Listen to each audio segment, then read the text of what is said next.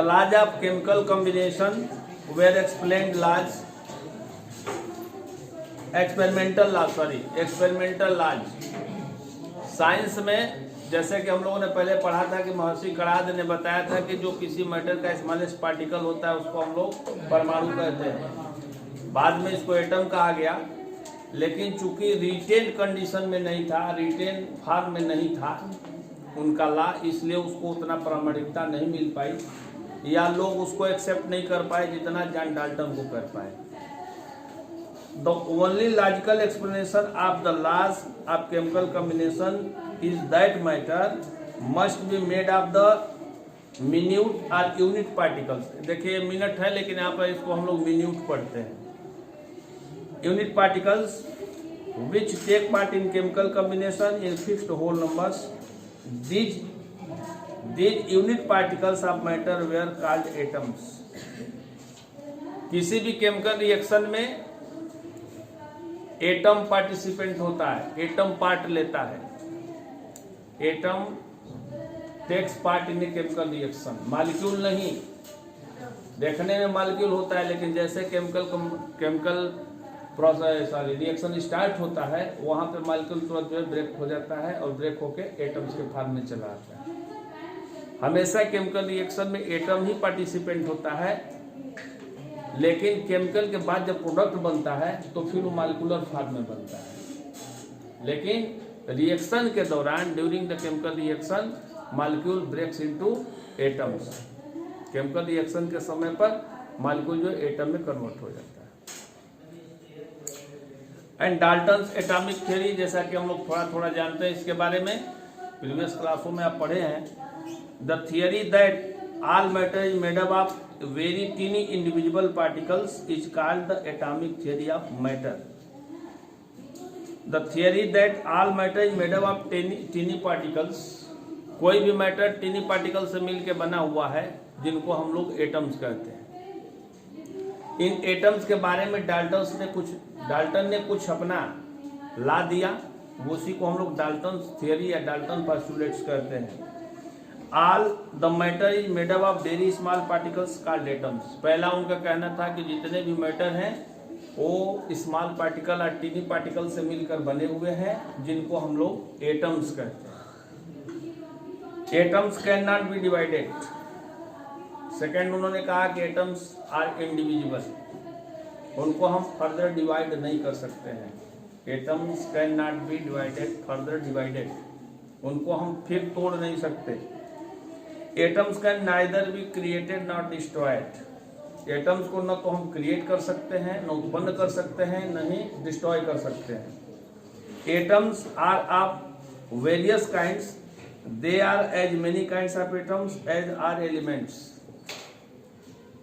कहे कि एटम्स का जो काइंड होता है डिफरेंट टाइप के होते हैं, जितने प्रकार के एलिमेंट होंगे उतने प्रकार के एटम्स होंगे। मीन्स सभी एलिमेंट के एटम्स जो होते हैं अलग अलग होते हैं। जैसे सोडियम है, सोडियम एक एलिमेंट है तो इसका एटम अलग होगा। लिथियम है, ये भी एक एलिमेंट है तो इसका भी एटम अलग होगा। फास्फोरस है, ये भी एक एलिमेंट है तो इसका भी एटम अलग होगा। मतलब डिफरेंट एलिमेंट्स के डिफरेंट एटम्स होंगे। All the atoms of a given element are identical in every respect. किसी भी एलिमेंट के जो एटम्स होंगे सभी रूपों में आइडेंटिकल होंगे, एक समान होंगे। उन्होंने कहा था कि जैसे सोडियम का अगर हम एटम लेते हैं तो उनका एटॉमिक मास, उनका एटॉमिक नंबर, उनकी केमिकल प्रॉपर्टी, उनकी फिजिकल प्रॉपर्टी सब की सब क्या होगी, बिल्कुल सेम होगी। मेरी बात समझ रहे मैं क्या कह रहा हूँ? जैसे सोडियम के जितने भी एटम्स होंगे वो सब के सब आइडेंटिकल होंगे, एक समान होंगे, उनमें किसी प्रकार का उनका शेप, साइज, मास सब कुछ एक तरह का होगा। डाल्टन ने ऐसा बोला था। Having the same mass, size and chemical properties. Atoms of different elements differ in mass. और डिफरेंट एलिमेंट का अगर एटम हम लेते हैं तो उनका मास भी अलग होगा, उनकी केमिकल प्रॉपर्टी अलग होगी, उनकी फिजिकल प्रॉपर्टी अलग होगी। क्योंकि उनके टाइप पर एटॉमिक नंबर अभी नहीं ढूंढा गया था, इसलिए उन्होंने एटॉमिक नंबर का बात नहीं किया। Size and chemical properties. chemical combination between two elements consist in the joining together of atoms of these elements to form molecules of compounds.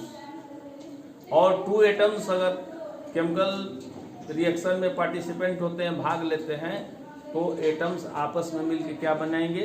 Molecules बनाएंगे।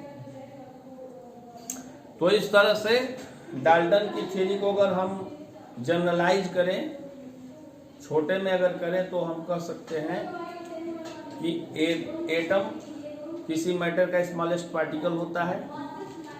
न तो उसे हम क्रिएट कर सकते हैं, न डिस्ट्रॉय कर सकते हैं। एक ही एलिमेंट के एटम जो होते हैं, सभी एटम एक समान होते हैं, अलाइक होते हैं, चाहे वो शेप हो, चाहे साइज हो, केमिकल प्रॉपर्टीज हो, फिजिकल प्रॉपर्टीज हो, एटॉमिक मास हो, सभी रूपों में एक समान होंगे। और किसी भी केमिकल रिएक्शन में एटम्स ही भाग लेंगे। एटम्स आपस में रिएक्शन करके मॉलिक्यूल फॉर्म करेंगे, आपस में कंबाइन होके, रिएक्शन नहीं कहेंगे, कंबाइन होके मॉलिक्यूल फॉर्म करते हैं। हम लोग पहले दिन में आपसे बोला था कि एटम्स में और मॉलिक्यूल्स में क्या डिफरेंस है। Atom is the smallest particle of an element and molecule is the smallest particle of A compound. Compound का जो स्मॉलेस्ट पार्टिकल होगा उसको हम लोग मॉलिक्यूल कहेंगे, और जो एलिमेंट का स्मॉलेस्ट पार्टिकल होगा उसको हम लोग एटम कहेंगे। चूंकि एटम फ्री स्टेट में नहीं रह सकता है, कोई भी एटम एलोन नहीं रहता है, इसलिए वो तुरंत आपस में कंबाइन होकर मॉलिक्यूल फॉर्म कर देता है, मॉलिक्यूल बना देता है। After some years the Dalton postulates were disproved, इसको डिस्प्रूव किया गया। अभी कुछ और है। The number and kind of atoms in a given compound is fixed.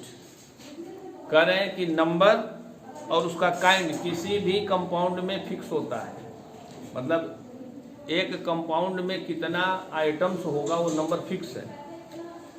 During chemical combination atoms of different elements combined in small whole numbers to form compounds. During chemical combination के दौरान atoms of different elements combine small whole number, जो combine होते हैं वो whole number में होते हैं, मतलब डेसिमल में नहीं होंगे, फ्रैक्शनल पार्ट में नहीं होंगे। जैसे हम लोग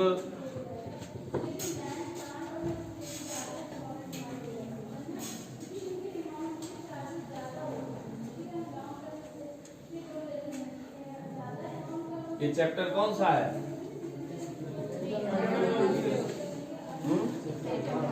चैप्टर 3।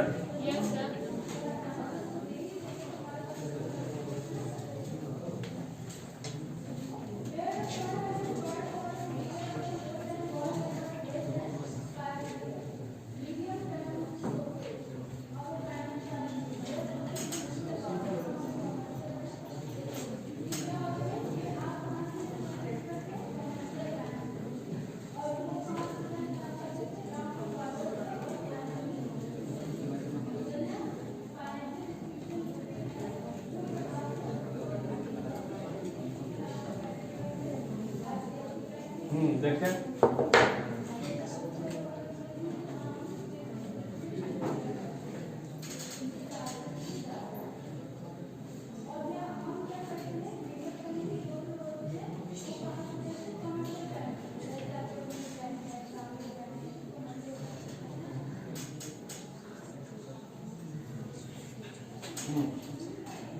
जैसे मान लीजिए हाइड्रोजन और वाटर और ऑक्सीजन कंबाइन होकर क्या करते हैं, क्या फॉर्म करते हैं?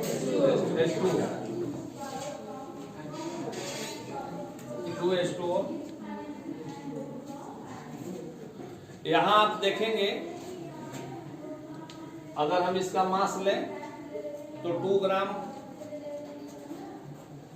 ग्राम हाइड्रोजन 16 ग्राम ऑक्सीजन के साथ रिएक्शन करके 18 ग्राम वाटर फॉर्म करता है। 18 ग्राम।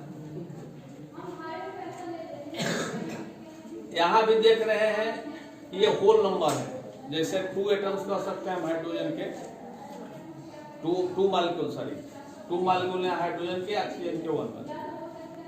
ठीक है, ये तो ये जो नंबर लेंगे हम इसको होल नंबर में ही लेना है। इसको डेसिमल में जैसे 1.5 या 2/3 या 3/4 ऐसे नहीं होते हैं। किसी भी केमिकल रिएक्शन में जो एटम्स पार्टिसिपेंट करते हैं उनका नंबर क्या होता है? Simple whole number. Simple whole number, fractional part नहीं होता है। During chemical combination atoms of different elements combine in a small whole number by small numbers to form compounds. Atoms of the same elements can combine in more than one ratio to form more than one compound. Atoms of the same element can combine in more than one ratio. कह रहा है कि same element के atom जो होते हैं कोई जरूरी नहीं कि एक ही रेशियो में, डिफरेंट रेशियो में आपस में कंबाइन या रिएक्शन कर सकते हैं। मतलब जैसे कहने का ये कि यहाँ पर मान लीजिए कि हाइड्रोजन और ऑक्सीजन मिल रहे हैं वाटर बनाने के लिए, तो इनका जो रेशियो है अलग है, लेकिन कहीं हो सकता है कि किसी और चीज को बनाने में जब हाइड्रोजन और ऑक्सीजन अगर रिएक्शन करते हैं तो कोई जरूरी नहीं कि जो रेशियो यहाँ है वही रेशियो आगे भी रहेगा, वो रेशियो चेंज हो सकता है। वैसे नहीं समझेंगे तो ऐसे समझिए, जैसे कार्बन और ऑक्सीजन मिलके बनाते हैं कार्बन मोनोऑक्साइड, और कार्बन और ऑक्सीजन ही मिलके बनाते हैं कार्बन डाइऑक्साइड। ठीक है, कार्बन और ऑक्सीजन मिलके बनाते हैं कार्बन मोनोऑक्साइड, और कार्बन और ऑक्सीजन मिलके बनाते हैं कार्बन डाइऑक्साइड। तो ये कब कार्बन मोनोऑक्साइड बनता है और कब कार्बन डाइऑक्साइड बनता है?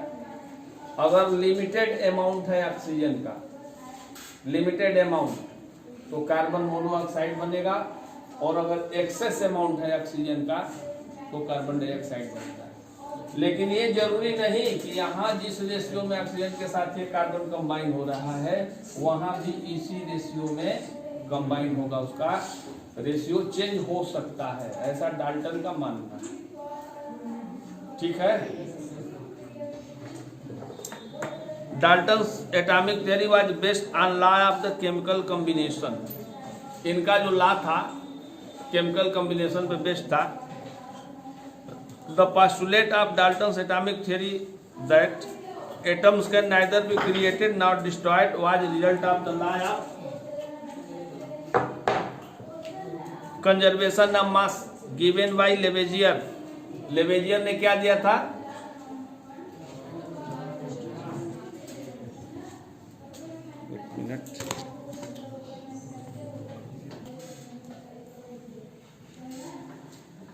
लेवेजियर ने जो ला दिया था कि before reaction means mass of reactant equal to mass of product, उसी पे इन्होंने अपना मतलब उसी ला को थोड़ा सा ट्विस्ट करके घुमा के डाल्टन ने अपना नियम बना दिया। वो चूंकि जानते थे कि एटम्स को न तो क्रिएट किया जा सकता है न डिस्ट्रॉय किया जा सकता है, तो इसीलिए atom can neither be created nor destroyed was result of the law of conservation of mass given by Lavoisier and the postulate of Dalton's atomic theory that elements consist of atoms having fixed mass and that the number and the kind of atoms in the given compound is fixed came from the law of constant proportions given by Proust। यह भी एक scientist थे प्रोस्ट। तो law of conservation of मास को दिया था लेवेजियर ने और लॉ ऑफ कांस्टेंट प्रोपोर्शन दिया था प्रोस्ट ने। दोनों लॉ को कंबाइन करके एक थर्ड लॉ बना दिए डाल्टन। माने डाल्टन का जो पोस्टुलेट था कुछ पार्ट उसका जो था लेवेजियर के प्रिंसिपल पे लॉ पे बेस्ड था और कुछ पार्ट जो है प्रोस्ट के लॉ पे बेस्ड था। Dalton atomic theory was the first modern attempt to describe the behaviour of matter in the terms of atoms. देखिए सबसे बड़ी बात ये होती है किसी भी फील्ड में, ये जरूरी नहीं होती है कि हमको सफलता मिलेगी ही मिलेगी। जैसे हम लोग बात करें, हम लोग के देश के बहुत अच्छे फुटबॉलर हैं, क्या नाम है भाई उनका? सुनील छेत्री। लेकिन भारत कभी फुटबॉल के मैच में क्वालिफाई भी नहीं कर पाता है। फीफा वर्ल्ड कप जब होता है तो उसका क्वालिफाई भी नहीं कर पाता है। लेकिन उस फुटबॉलर का ये योगदान है कि और भी आने वाले बच्चों को और भी प्लेयर्स को इस बात के लिए उसने जगा रखा है कि नहीं हमारे देश में भी फुटबॉल है, हमें भी फुटबॉल खेलना चाहिए। तो तो धीरे धीरे आज भारत क्वालिफाई नहीं कर रहा है, कल क्वालिफाई भी कर लेगा। कल क्वालिफाई करेगा तो इसके बाद हो सकता है कि कभी वर्ल्ड कप विजेता भी बन जाए। जैसे पहले क्रिकेट में था, क्रिकेट में भारत का कोई प्लेस नहीं था, लेकिन धीरे धीरे जैसे लोग खेलते गए। अब पहले के बहुत पुराने क्रिकेटर हैं जिनका कोई बहुत अच्छा रिकॉर्ड नहीं है, बहुत अच्छी बैटिंग बॉलिंग नहीं थी, लेकिन फिर भी उनका नाम आज बहुत सम्मान के साथ लिया जाता है। क्यों? क्योंकि उन्होंने एक रास्ता दिया, जो पीछे आने वाले बच्चे थे उनके लिए एक रास्ता दिया। तो उसी तरह डाल्टन का पोस्टुलेट गलत हो गया, बाद के साइंटिस्टों ने गलत सिद्ध कर दिया। जैसे कि atom is not further divided, atom को हम और छोटे पार्ट में नहीं तोड़ सकते, जिसको कि बाद में प्रूव किया गया कि नहीं, एटम को तोड़ा जा सकता है। इलेक्ट्रॉन, प्रोटॉन और न्यूट्रॉन के सब पार्टिकल्स होते हैं। ये गलत हो गया, बट किसी ने डाल्टन से पहले रिटेन कंडीशन में एटॉमिक थियरी नहीं दिया था। तो एटम के बारे में सोचने के लिए डाल्टन ने हमें मजबूर किया और सोचने की दिशा में एक कदम बढ़ाया, मतलब एक रास्ता बनाया जिसपे बाद के साइंटिस्ट चले, और आज इस कंडीशन में हम लोग पहुंचे हुए हैं। This theory was also used to explain the law of chemical combination in the terms of atoms. Dalton's atomic theory provides a simple explanation for the laws of chemical combination. Dalton's atomic theory 2 laws देती है। The postulates of Dalton atomic theory that the element consists of elements and that atoms can neither be created nor destroyed can be used to explain the law of conservation of mass. कहने का मतलब कि law of conservation of मास को हम इस आधार पे भी prove कर सकते हैं कि atoms can neither be created nor destroyed. किसी भी केमिकल रिएक्शन में, जैसे मान लीजिए हम किसी मेटल पे डाइल्यूट एसिड का अगर रिएक्शन कराते हैं तो क्या फॉर्म होता है, पढ़े हैं आप लोग। मेटल से अगर डाइल्यूट एसिड का रिएक्शन कराते हैं, जैसे मान लीजिए Zn है, और Zn का रिएक्शन अगर HCl से कराते हैं तो क्या फॉर्म होता है, ZnCl2 प्लस हाइड्रोजन। अब इसको बैलेंस कर लेंगे आप लोग, 2HCl, जिंक क्लोराइड और हाइड्रोजन। लेकिन इस केमिकल रिएक्शन में सबसे समझने वाली बात यह है कि ये H से Cl निकल के Zn के साथ कंबाइन हो गया, मतलब जिंक क्लोराइड बना लिया, लेकिन एटम चेंज नहीं होता है। वो क्लोरीन है तो क्लोरीन ही रहेगा, हाइड्रोजन है तो हाइड्रोजन ही रहेगा, जिंक है तो जिंक ही रहेगा। ऐसा नहीं है कि जिंक जो है चेंज होकर हाइड्रोजन बनेगा या हाइड्रोजन चेंज होकर जिंक बनेगा। Arif, what are you doing?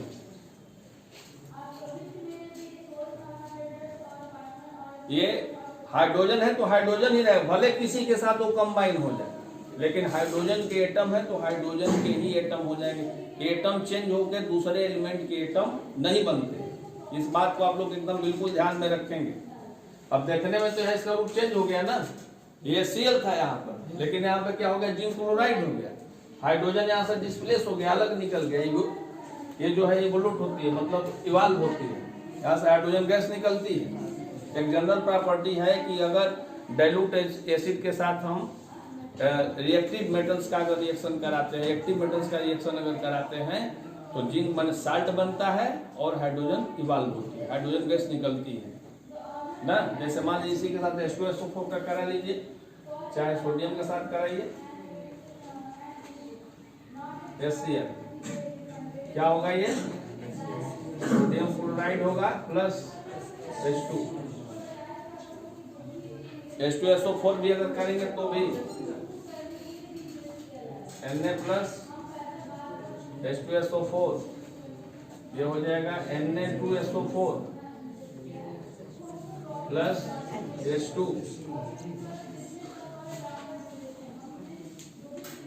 ठीक है, मतलब ये जनरल प्रॉपर्टी है कि अगर रिएक्टिव मेटल डाइल्यूट एसिड के साथ रिएक्शन करते हैं तो क्या करते हैं, साल्ट बनाते हैं और हाइड्रोजन गैस निकलती है।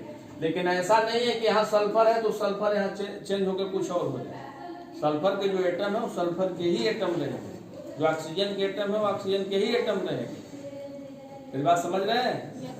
तो एटम चेंज नहीं होते, तो इसीलिए लॉ ऑफ कंजर्वेशन ऑफ मास जो दिया गया इस पे बेस्ड था कि एटम चेंज नहीं होंगे, न तो डिस्ट्रॉय होंगे न क्रिएट होंगे, नए एटम बनेंगे नहीं, एटम नए नहीं बनेंगे, कंपाउंड नया बनेगा, एटम तो ज्यों के त्यों रहेंगे। इसीलिए ये कहा गया कि mass of reactant equal to mass of product. यही है ना law of conservation of mass, कि मास किसी भी कंडीशन में क्या होगा, before reaction and after reaction will be equal.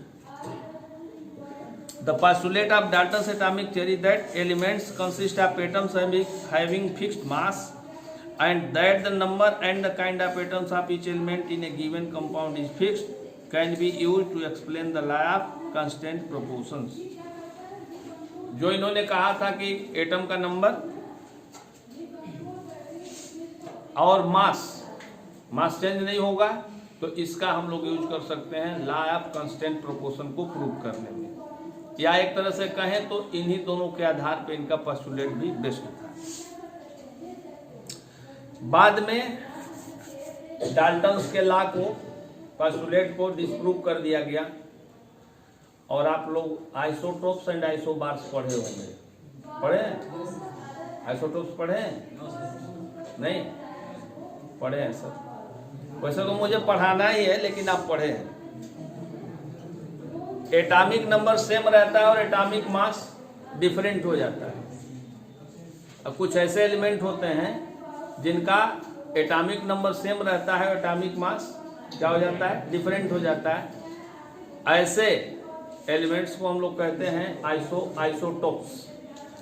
जैसे हाइड्रोजन के 3 आइसोटोप्स होते हैं, प्रोटियम, ड्यूटेरियम और ट्राइटियम।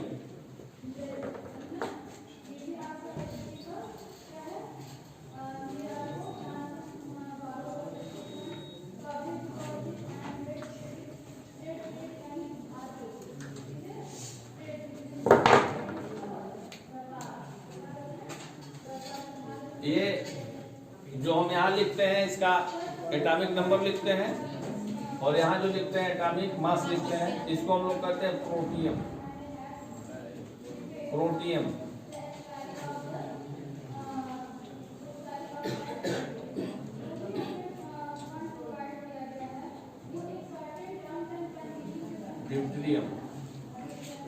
ड्यूटेरियम और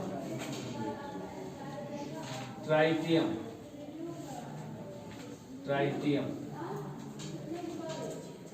इसका एटॉमिक मास 1, इसका एटॉमिक मास 2 और इसका एटॉमिक मास 3।